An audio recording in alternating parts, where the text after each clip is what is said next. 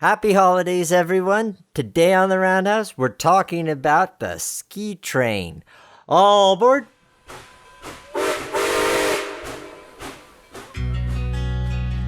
In days past, the roundhouse was where the railroad worker united with the steam locomotive, each to prepare for the journey ahead. Today, it's where we examine the history, the industry, the machines, the hobby, and the passion behind railroading. News, interviews, stories, and more. So climb aboard.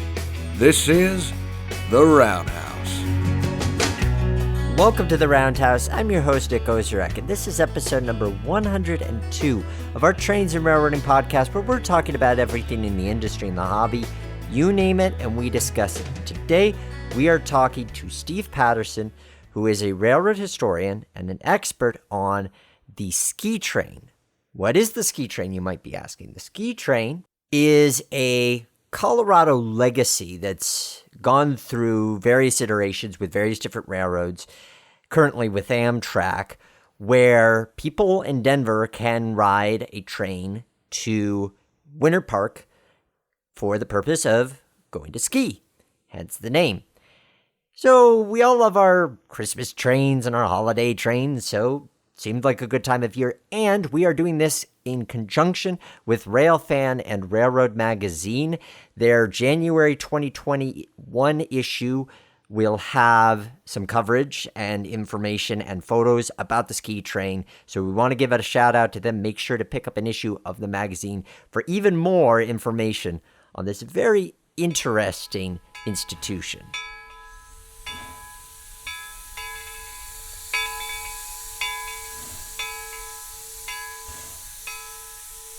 Our guest today is a rail historian who is an expert and author about the Rio Grande ski train. Please welcome to the Roundhouse, Mr. Steve Patterson. Hello, everyone. Glad to have you on the show today, Steve. What, in an overview perspective, is the ski train? Well, it was a very nice train. It took a lot of Denver citizens and to the mountains to ski. Very handy. It was, I'd call it a very natural phenomenon. Why would you call it natural? Because its history, how it came together and all that, its story you're going to hear here. It had all come together. It's just so natural, so easy, so fitting, I think. So how did it initially come together? Well, okay, let's go back to square one. This, I hope it's not too long a story, but they built a transcontinental railroad across the USA. First one, the Gold Spike, Promontory, Utah, blah, blah, blah. And it was not going to come through Denver. It was going to go through Wyoming instead. So the citizens of Denver got all upset. The city was only 2 years old when it went by Cheyenne up there.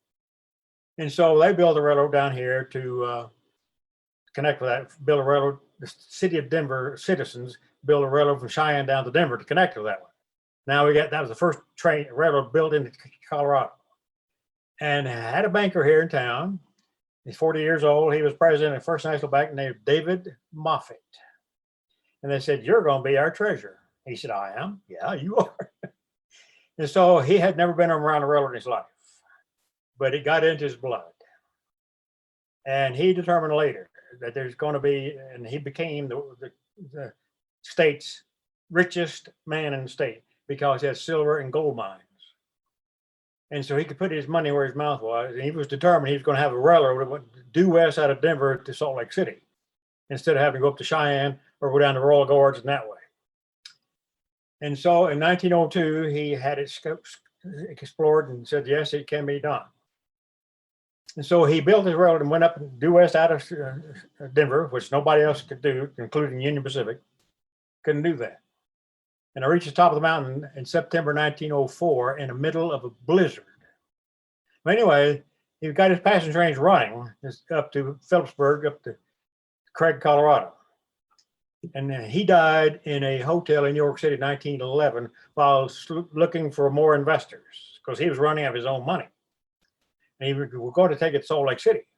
Well, he didn't make it because he died of pneumonia in March 1911. Now, 2 Norwegians had moved to Denver previous to that. And Norwegians, they like to ski. They always like to, and they did come from Chicago, and Chicago had disappointing snow. They didn't want anything to do with that. So they wrote the year that Moffett died, which is March. The following December, they rode one of his trains up to the top of the Continental Divide, 11,660 feet, and got off. They had a 35-pound backpack of each, a rifle, and their skis. Which way we go? Down west side, down east side. Well, if we go west, we probably got more sunshine because that's the shortest days of the year. This is December 1911. So they went west, 44 miles. They cross-country skied. And they came to this little town, Hot Sulphur Springs, and they were having a ski carnival at that time, a snow carnival. What are you guys doing? They asked. They said, well, we're having fun. What do you think we're doing? Well, we can see that. Can we show you what we did in Norway? And they quickly put together ski jumps and airborne. And everybody had such a good time. They said, okay, you know what? We're going to come back in 6 weeks the same way we came this time. We're going to top that mountain. We're going to ride the train, ski all the way down here, and we're going to do this again in February. And that became the first Western USA Western Carnival in the state of Colorado, February 1912. So Carl Hausen was one of those two skiers. He came from Norway. And he rode a train anywhere he could in this state to find places to ski. And like all skiers even today will tell you, the best snow is Steamboat Springs. It's just a phenomenon up there. So Carl had found Steamboat Springs way up in the northwest corner near Craig. And sure enough, it has best snow, and that's where he settled down. And he raised hogs and strawberries. And he kept building higher and higher and higher ski jumps because he was really ticked off at Americans because they didn't show their children the love of the outdoor sports as they did in Norway. And he says, you people aren't doing it right. So and today, Steamboat Springs is still the U.S. Olympics winter training grounds to this day for all Olympians. Is Steamboat Springs, Carl Hausen. It's called Hausen Hill up there. Well, pretty soon, Carl got a letter from back home to his sister. Carl, it's Mom and Dad's 50th anniversary coming up, and we'd like for you to be here. So he took one last sentimental ski down off the mountain, the Continental Divide, and told his friends goodbye. He's going home to see his folks. And he never came back. Because at that wedding, that 50th anniversary, he met his future wife, Anna, and settled down at age 46, had his first child. So he wrote his friends back here in Colorado and says, I think it more important that I stay here in Norway with my aging parents and my new wife than it is to come back to my beloved Colorado mountains. So that's how the ski train and everything came about. But now let's go back to Hot Sulphur Springs, where he skied down to, and they were having his carnival. It's now 1936, and the USA has just had this terrible, terrible Great Depression, they all called it. And everybody here in the States got cabin fever, kind of like they do now, this pandemic stuff going on. And so they want to get out. So the Rocky Mountain newspaper sports editor, Chet Nelson, says, up there in Sulphur Springs is going to be the 25th annual one this year. The 25th, those winter carnivals, they first set up in February 1912. Now it's the 25th one. So Chet Nelson, being sports editor of the newspaper, says, why don't we get that railroad to run us a special train up there? We'll just take people up there to enjoy that. And so they start advertising in their newspaper, Rocky Mountain News. We're going to run the special train February 9th, 1936. And they advertised it, and it went gangbusters. They sold 2,200 tickets. They couldn't run one train. They had to run 3 trains to carry that many people. So February 9th, 1936, here goes 3 trains, one behind the other, up to Hot Sulphur Springs to go this 25th winter carnival. And up here it's Sulphur Spring, it's Steamboat Springs, where Carl had built his home and had these ski jumps. Well, they said, well, how come you guys get to have all the fun? We're left out. So they got a hold of the railroad and said, if you got enough cars left around, you could run us a special steamboat down to Hot Sulphur.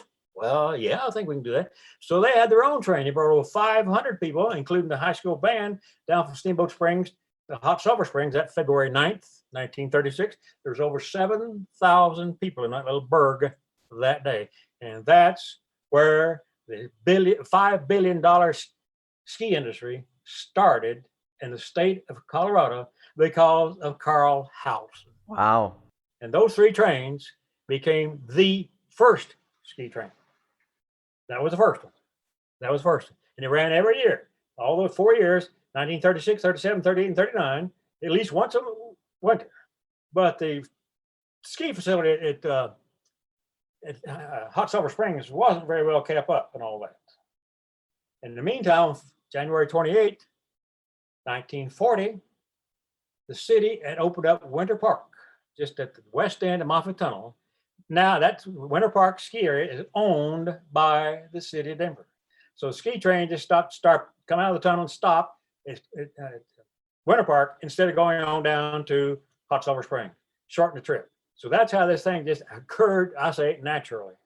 It just occurred naturally. It just all come together so easy.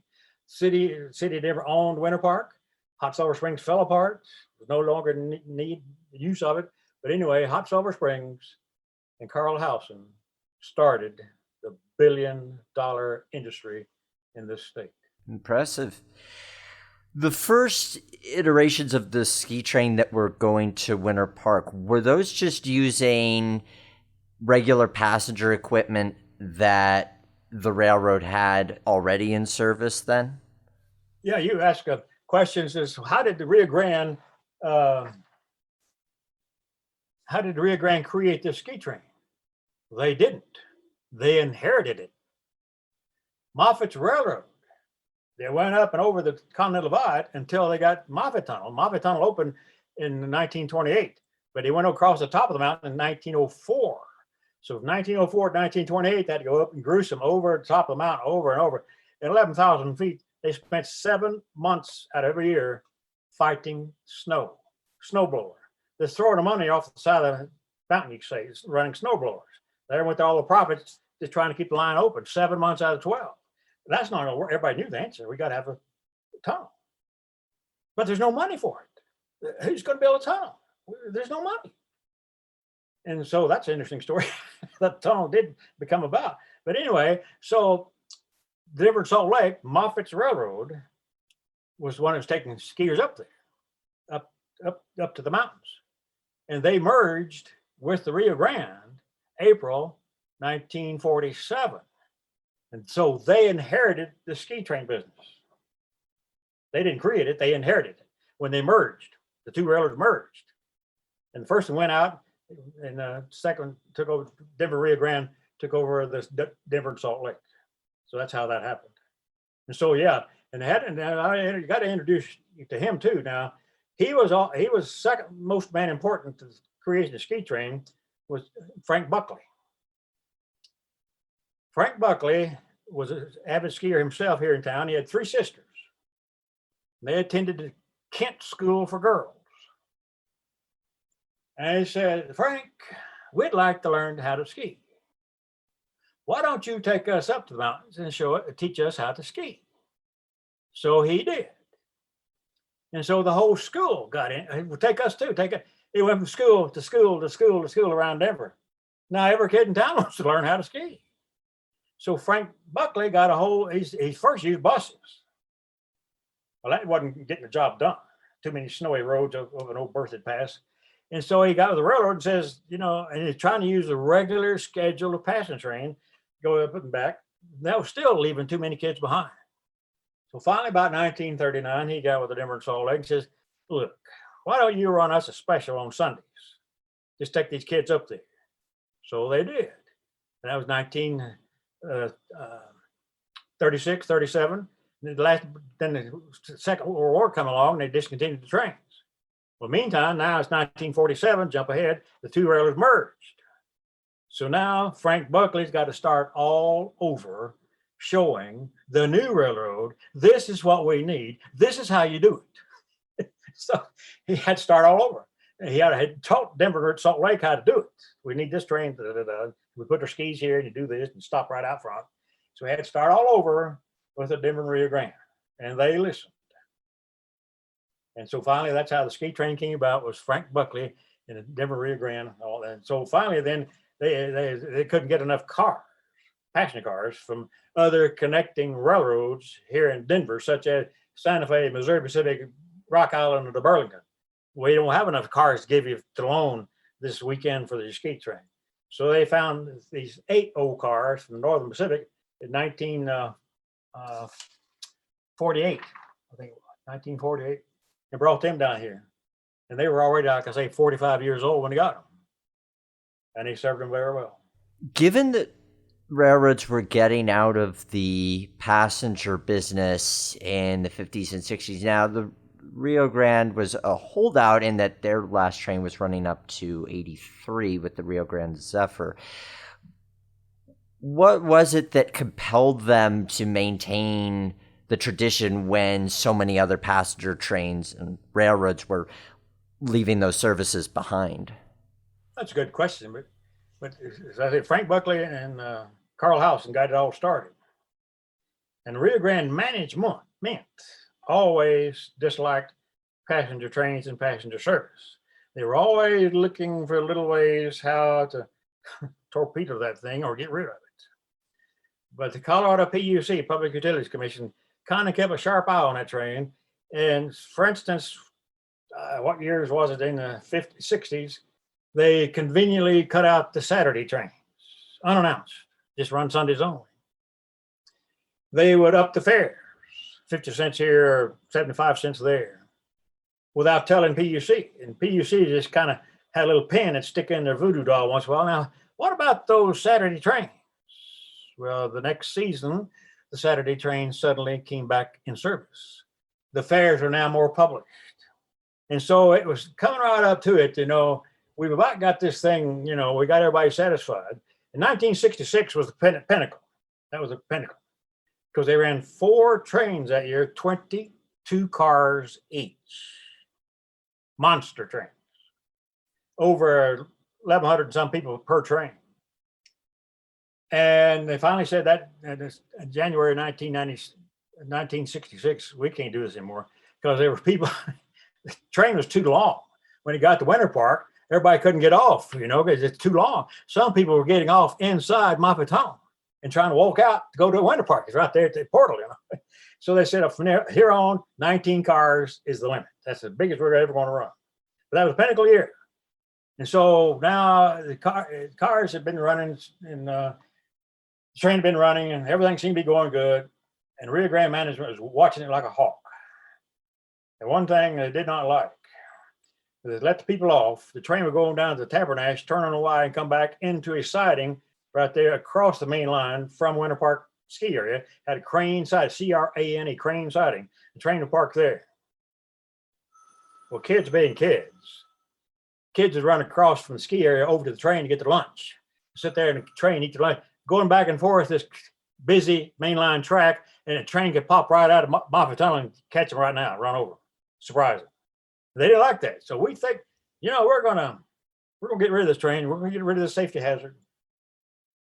So they made a deal. Says, if you won't protest us, Rio Grande said to the ski people, if you don't protest us at a hearing, we'll leave this train on one more year. One more year and that's it. Then about that time, somebody came along and bought the Rio Grande named Philip Anschutz. That was a game changer. Here the ski train was just about ready to expire, and nobody could do a thing about it. We got it where we want it, and we're going to kill this thing. And Philip Anschutz bought the railroad. And he was then kind of like a rail buff himself. He had 2 private real fancy private cars of his own. And as soon as he bought it, he took his family for a 2-car special up to Winter Park and back, just go ride his railroad. He just liked trains. He looked at those old cars, and they've been in service for 45 years in ski train service, seasonal service. But it's steel cars, and so they get these great big heavy bags of salt. They pour salt all over the steps and platform, to melt ice. Well, of course, the cars sit there in the hot sun the rest of the summer, and that salt was eating away at steel. The steel was corroding badly, and they are in sad shape. And Philip Anschutz says, I think we can do better.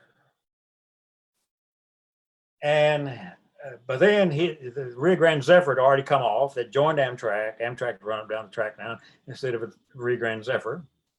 And so Via Rail in Canada had heard about this change, that now Amtrak is running over the Rio Grande Railroad. And knowing that their train, the Rio Grande Zephyr, is surplus. We'd like to buy 2 of those cars you've got. And while they were talking and in discussion, they found out that Via had a whole fleet of those tempo cars out of service. Whoa. So Anschutz sent some scouts up there to go check those cars out. He said, yeah. He bought 17 of them and brought them to Denver, November 1987. And that became the new ski train. So in January 2nd, 1988 was the first Anschutz new ski train, a new car, a 14-car train.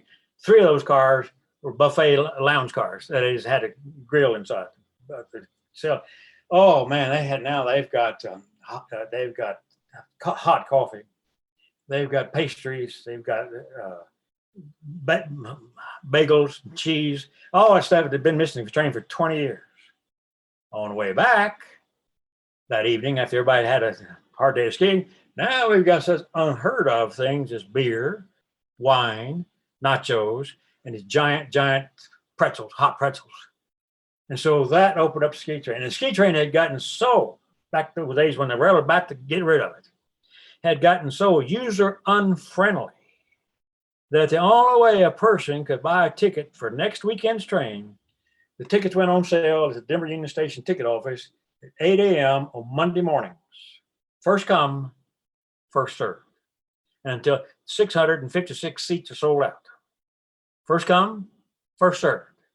No telephone, no reservation system, no credit card, no nothing. You had to be there in person to buy that ticket until they're sold out. Now, Anschutz has got the ski train. They've got their own office inside the Union Station, a reservation system with computers, all this nice refinements on board train, all this food, hot coffee and everything.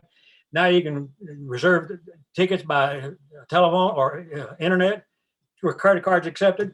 The train became 100% user friendly, just like that. That's what this natural stuff had all occurred. One of the things that fascinates me, though, is those old cars. One can still actually have the experience of riding them, albeit they've been heavily modified since ski train service. The ones that the tempo cars replaced, a lot of them, I understand, went to the Napa Valley wine train. Yes, correct. That's mentioned in my Rail Fan magazine story about how these old dilapidated cars went to California.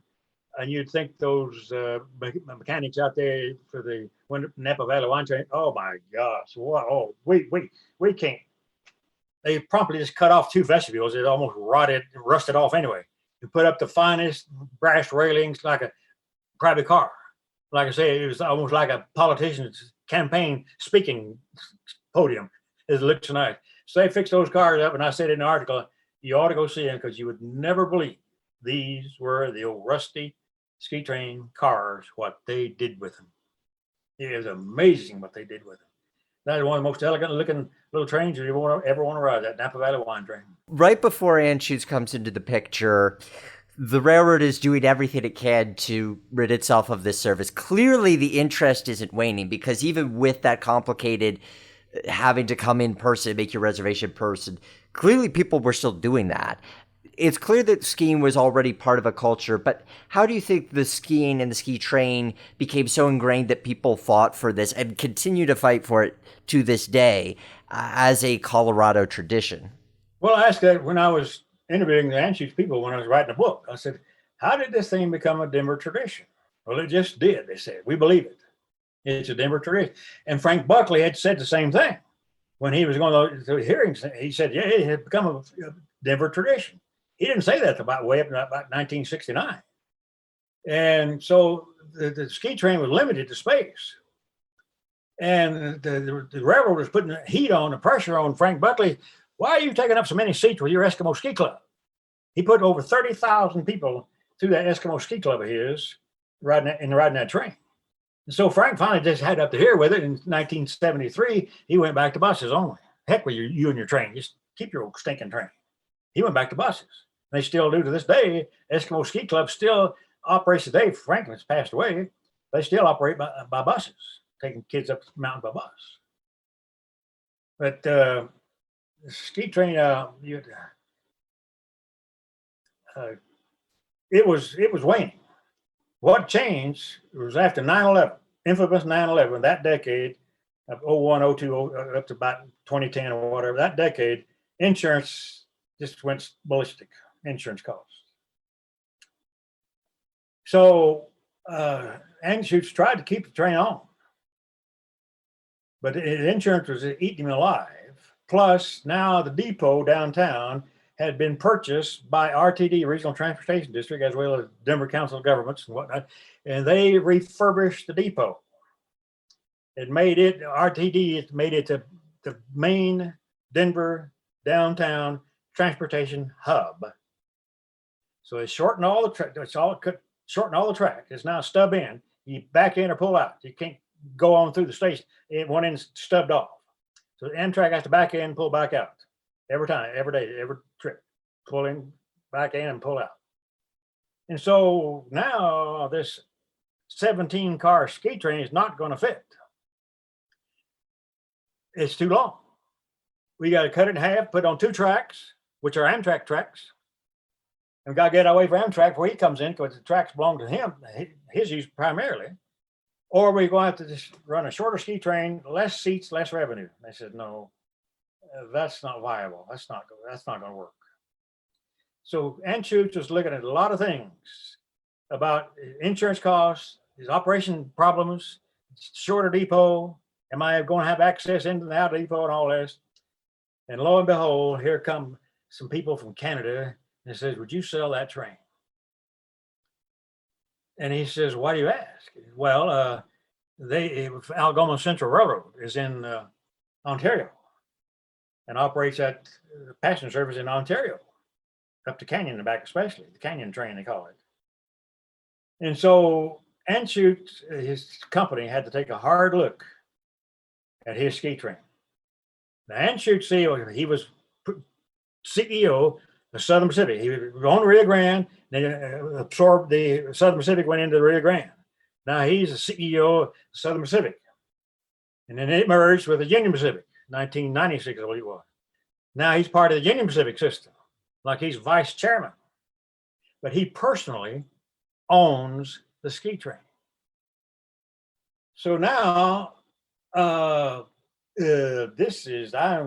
my ski train run on the Union Pacific Railroad. And someday they're liable to come to me and says, we don't want that on our track anymore. So that all had something to do and figure in when he had to have a hard look at his own train. And here's a buyer with money in hand, wanting to buy it, plus his locomotive. He says, yes, I'll do it. So March 28th, 2009 was the last ski train. When he came in on Sunday evening, that was the last one. And nobody knew it till the news broke that week that he'd sold the train. Rumors have been going around that people were looking at it, he's wanting to sell it or something, because you can see he's facing too many hurdles. The shortened depot tracks, astronomical. He was not making any money on it. Insurance eating him alive. Insurance cost. And so his golden goose or golden opportunity came along to sell it, and the Anschutz Corporation had a hard look at it and says, yes, we will. Well, then everybody in the city of Denver, that went to tradition. It's over. For 7 years, we didn't have a ski train until a conductor on Amtrak, Brad Swartzwelter, he wrote a business plan to his employer, Amtrak, and says, in wintertime, January, February, March, when business is a little bit down anyway, on the entire system, USA. You got some surplus equipment sitting around. Why didn't Amtrak run a ski train like it used to be? Amtrak run it. And so his plan was so brilliantly presented and written. In March that next year, they sent some cars out here and they ran 2 test trains on a Saturday and a Sunday, 2 trains up to Winter Park and back. They sold out, the tickets sold out within hours. Hours. The demand was so much. The demand is there, just like he said it was. And so, okay, we might have a ski train now under auspices of Amtrak. But the owner of the railroad track, Union Pacific, as well as the Winter Park ski area people, right outside the lodge, they were holding out, well, let's do this right. If we're going to have a ski train come back, then we need a heated, concrete, ADA compliant concrete platform at Winter Park. Now they're stepping off in the snow. You know, sometimes you sink up to your knee when you step off the train, and your knee go all the way down as far deep as snow. So they built this $1.5 million concrete platform. That took a year. After that, Amtrak started running winter ski trains, January through March, except this coming year's pandemic. It's this year. So we've had a very successful ski train come back with Amtrak because of Brad Swartwelder. So when you look at all these different eras of ski train, I think my first question for you, Steve, is which is your personal favorite, either by experience or through research? Well, it ran through my backyard here. I live here in Arvada, west side of town, and we moved here 40 years ago. And I see this ski train go by. I said, that's a neat looking little old train. I had the old cars, you know, and all that. Every Saturday and Sunday, I'd see you go by. But I started asking questions. Well, when did this thing start? Who started? How did it get started? Nobody had any answers. And so I'm a volunteer today at the Colorado Railroad Museum. So I went out there and started doing a bunch of research and went downtown Denver to Denver Public Library and got into some, what do you call it, newspapers on microfilm. And I was rolling these little spools, you know, microfilm, looking through old issues.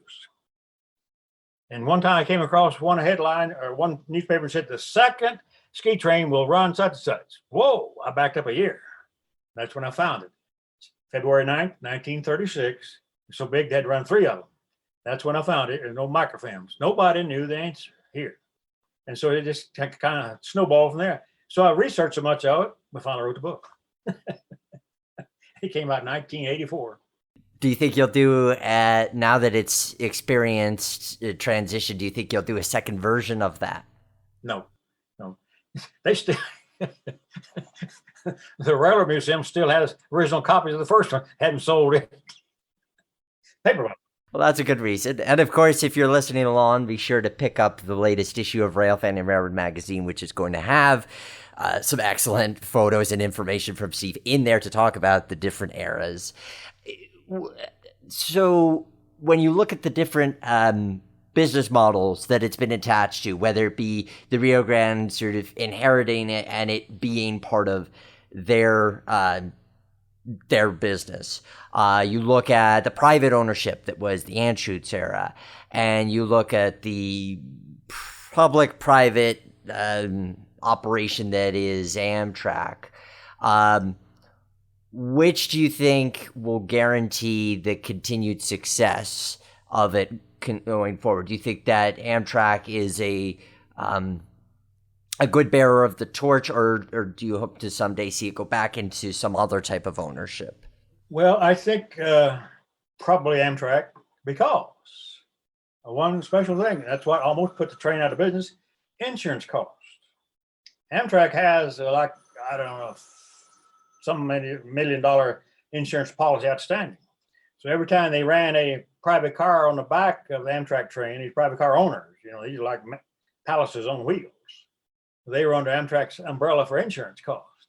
And I don't know, like Mr. Anschutz himself, for his ski train, if you could afford the insurance on that. So you have to kind of come under the Amtrak umbrella, insurance umbrella. So I don't know if it'll ever go back to private because of the costs involved. tickets would cost so much you couldn't sell them. What have you enjoyed most about documenting the history of this really unique train? Well, it's a pleasure, I think, just because it came along.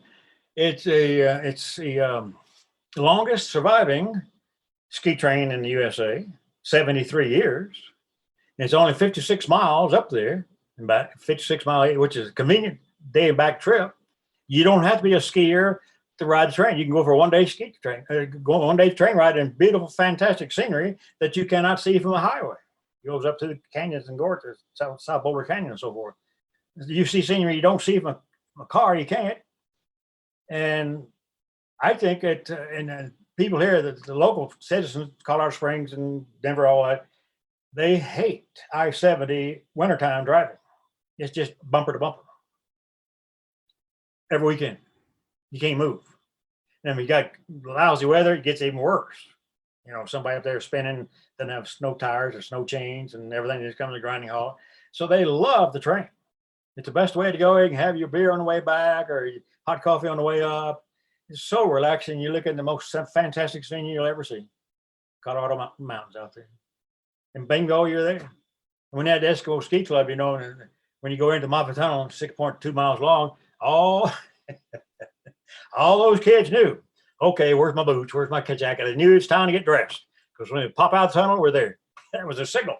And so it's just always a natural thing, I think. And the way Carl House and how it put it all together, how it all came together, Frank Buckley. Yeah, I just think it's an interesting story. And there's some awful interesting people that rode the train. Those Eskimos, a lot of them became bank presidents, aircraft manufacturing executives. And one of them, Jerry Gart Brothers Sporting Goods. He met his wife on the ski train, as well as Rickenbaugh Cadillac, the founder of the dealership here in Cadillac dealership in Denver with Rickenbaugh. He met his wife on the ski train as part of the ski group. So all these little things come together. In front, Jack Swigert was an Eskimo before he was an astronaut. He came from out here east on the prairies. He was an Eskimo at one time. And the train ran for 73 years. It was only canceled 6 times in its history. Bridge fire, train derailment ahead of it. And I think twice it was severe cold weather. And one time the HE power car failed. So that was in 1991. So only 6 times it had to throw the towel in. Pretty good testament for a seasonal train. It seems like it was sort of one of the last holdouts as far as giving people, when you're describing there being the snack car service and being able to have alcohol on the train, like that was one of the last hurrahs of classic passenger travel. I mean, we think of sort of the Streamliner era of the 50s and 60s as sort of the last hurrah of the classic passenger travel, but really it seems like the ski train was kind of an additional holdout to that.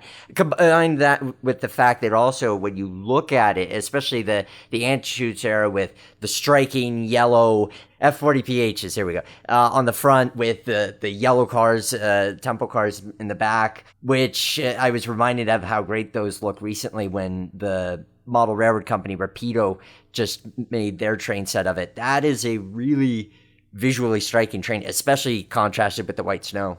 And when Amtrak first started, like 7 years ago, they didn't have coffee either.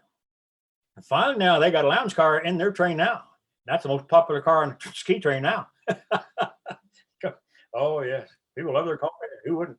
Between the coffee and the view, yes, that makes sense. And it's good that then they're able to reintroduce that. And they're always looking for ways to improve it. You know, someday they may have a contractor pushing a little cart down the aisle, you know, like an old news butch selling donuts or whatever else. They don't tell them what they're going to come up with. Whatever can be done to remind the public, especially one that's really loyal, like the Denver and Colorado area public, that train travel is unique and special with whatever means necessary. That is a great way to do it. Steve, thank you so much for joining us here on the Roundhouse and sharing the history of this really fascinating train. Again, guys, if you're listening along and you want to learn more and see some great photos, check out the Rail Fan and Railroad issue, and it has some great material to go along with what we've been talking about today. Steve, thank you so much. My pleasure. Always. Thank you. And now, the question of the day.